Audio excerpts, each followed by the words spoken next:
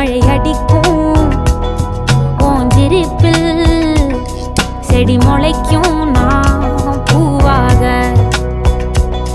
வெயில் அடிக்கும் நாள் வரைக்கும்